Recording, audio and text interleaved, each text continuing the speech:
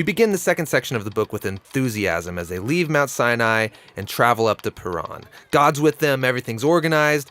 This is going to be great. But it's not great. After just 3 days on the road, the people are complaining about their hunger and thirst, and then even Moses' brother and sister start bad-mouthing him in front of all the people. Not a great start.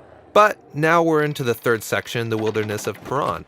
This is where they send the 12 spies to scout out the promised land. 2 of those spies come back and they're really optimistic. But the other 10 are freaked out, and they don't trust God, and they go around saying, we're going to get annihilated in there. And so they start a mutiny, and they try to appoint a new leader who's going to take all the people back to Egypt. And so basically, they are refusing to go into the promised land, and God honors their choice. He says that this generation is going to wander for 40 years and die in the wilderness, and only their kids will get to enter the promised land. You know, this story here gets brought up many times in the Bible by different authors. Yeah, and it always serves as a reminder that while God remains faithful to his people and his promises, he will honor their choices. He'll let them waste their whole lives if they choose to live in rebellion. Okay, so the trip's been a disaster so far. And it gets worse here in this fourth section as they're traveling to Moab.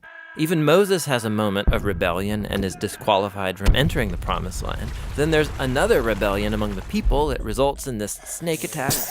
And what makes all these rebellions even worse is that every step of the way, God has been providing. He's been offering forgiveness. He's been giving them food and water and this crazy stuff called manna. Yeah, what is that stuff? Yeah, no idea. But in spite of all this, they keep complaining, and they say that they wish they had died in slavery in Egypt. If I was God, I would just give up on these guys. You would think.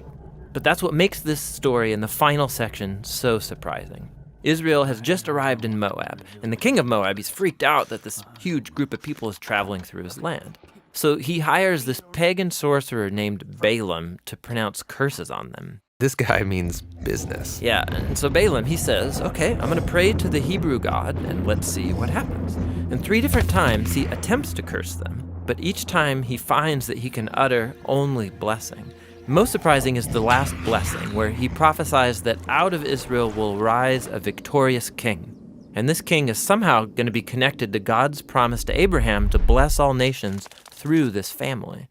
So here's Israel rebelling down in the camp, totally unaware that up in the hills, God is protecting and even blessing them. The book ends here in Moab. Israel's getting ready to go into the promised land.